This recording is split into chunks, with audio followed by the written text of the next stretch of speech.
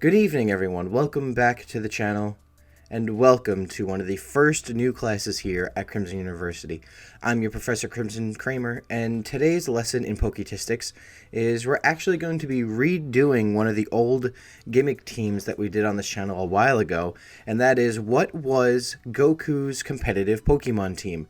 Now, I wanted to do this because that was in Gen 7, and I wanted to redo his team for Generation 8.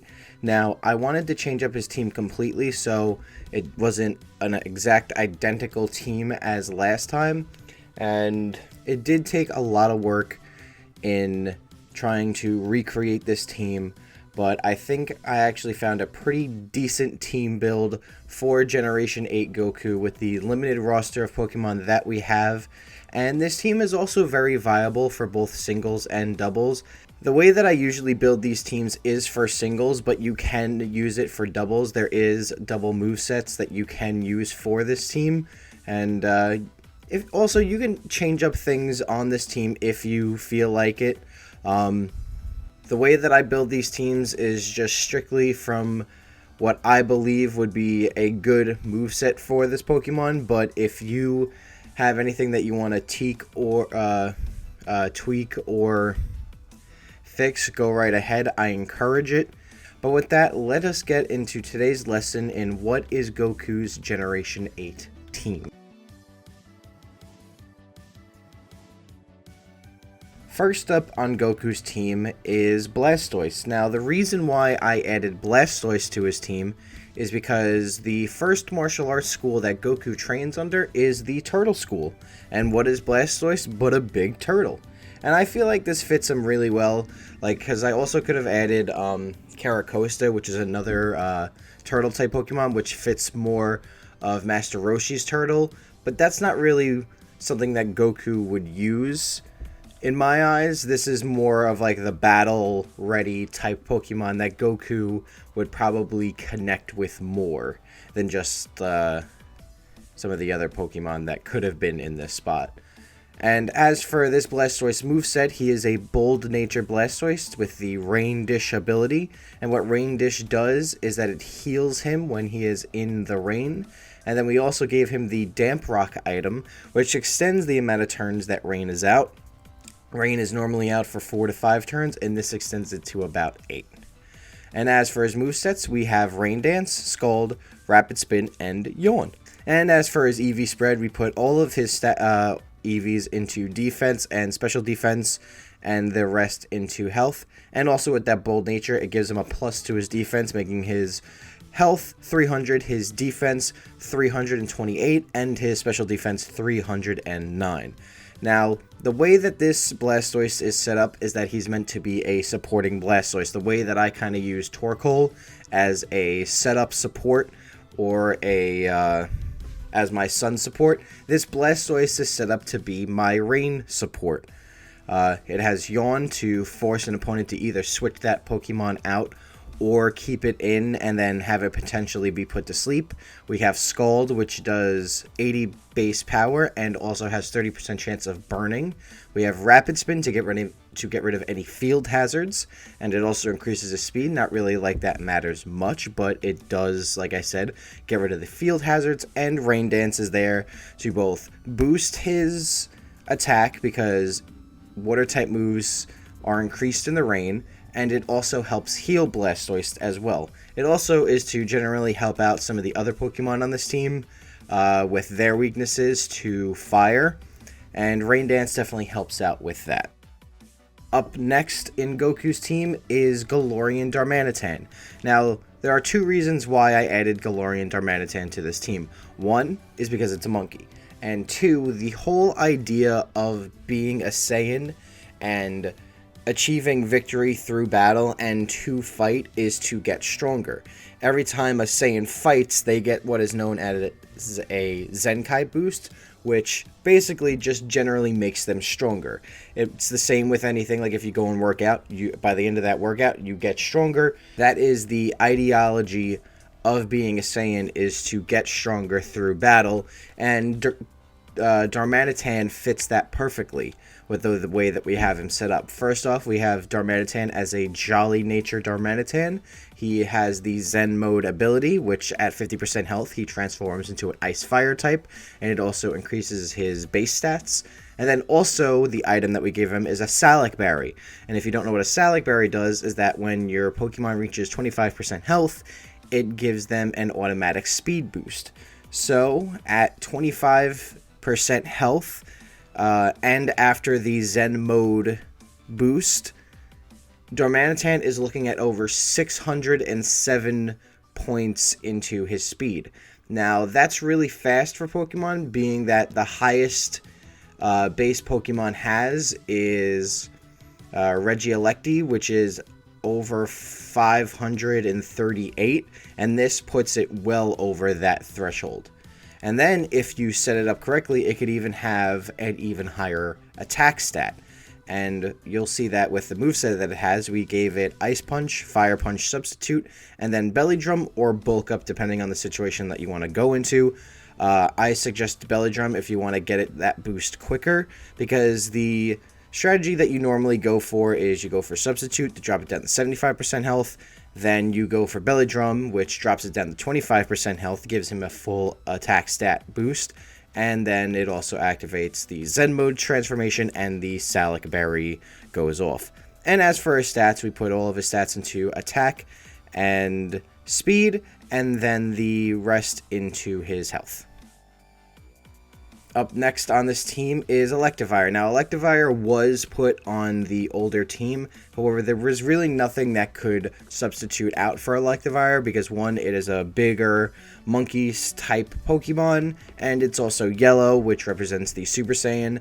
And Electivire is a really strong Pokemon, and if you use it correctly, it can actually be a threat to your opponent. As for this Electivire's build, we gave him the Adament Nature.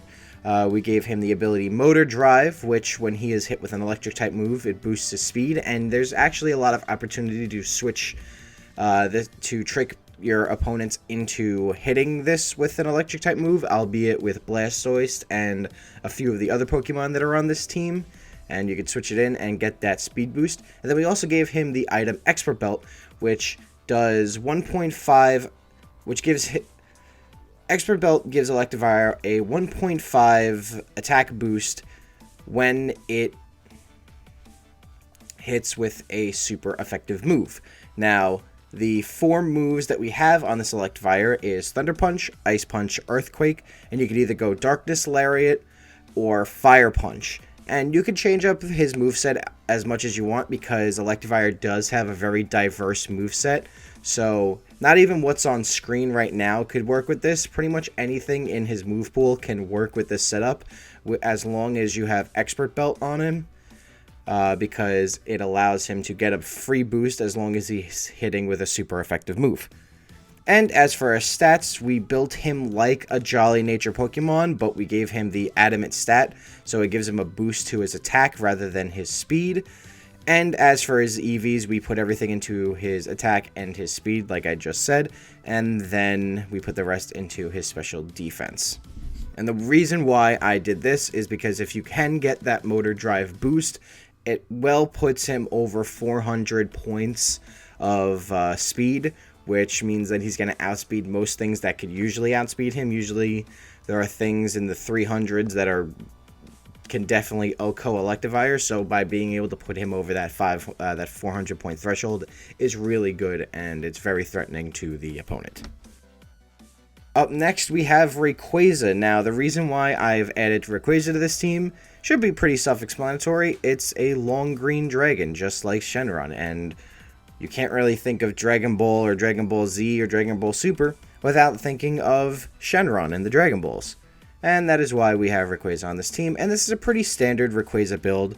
It's an Adamant Nature Rayquaza with the ability Airlock, and has the Leftovers item to just give him a little bit more health, and we gave him the standard move pool of Dragon Dance, Dragon Claw, Dragon Ascend, and then you can either go Extreme Speed or V-Create to deal with those pesky steel types that people usually send him out against. And with his stats, we built him very much like a Jolly Nature again.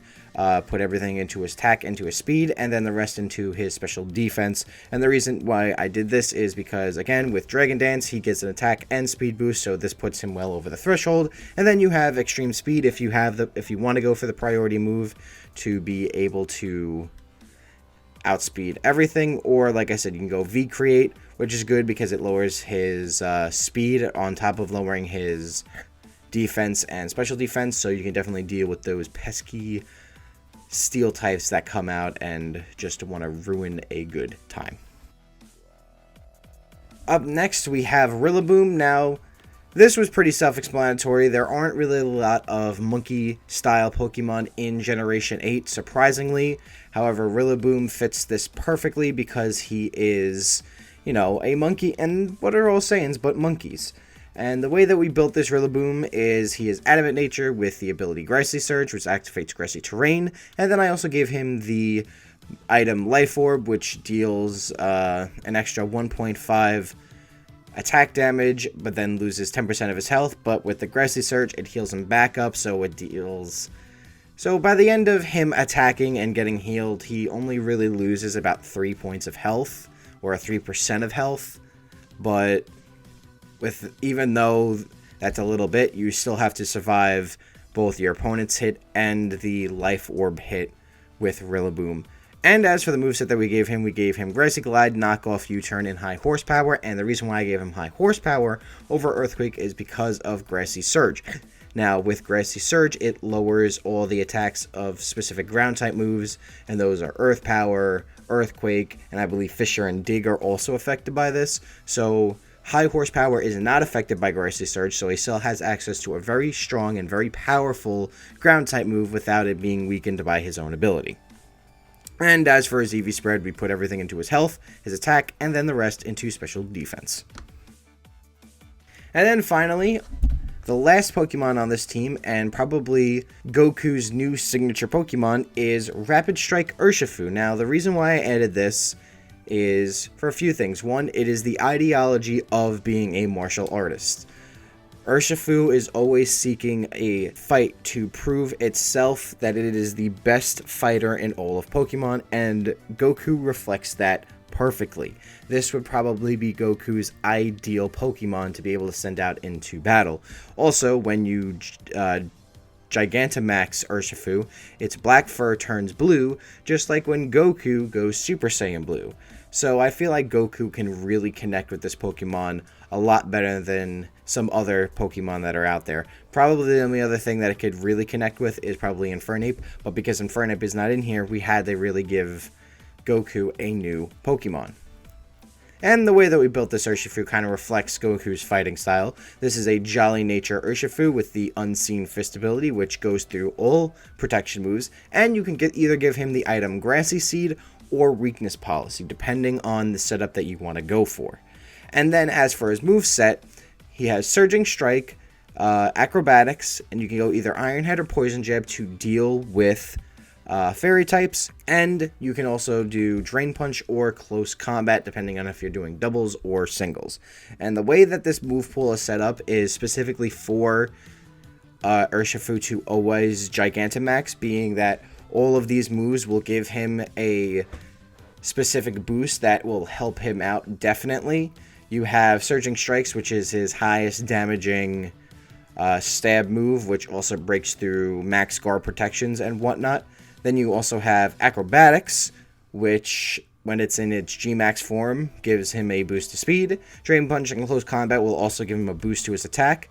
And depending on if you have the Grassy Seed or Weakness Policy, you'll want to go either Iron Head or Poison Jab, because with Grassy Seed, it automatically gives him a defensive boost when he's out in the grass terrain. However, if you do not want to go that route, it would be best to put Iron Head on, because Iron Head increases his defense, while Poison Jab increases his special attack, and he is not a special attacker.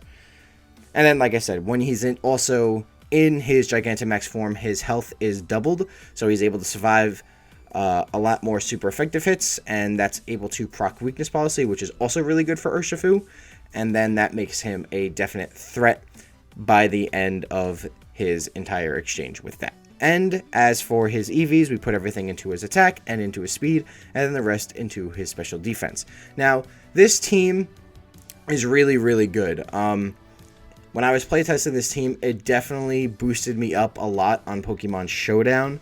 I was on my separate account at 1,100, and just playtesting with this team alone has put it into well over 1,300. So it's not the best competitive team that's out there, but it is a really good, decent team.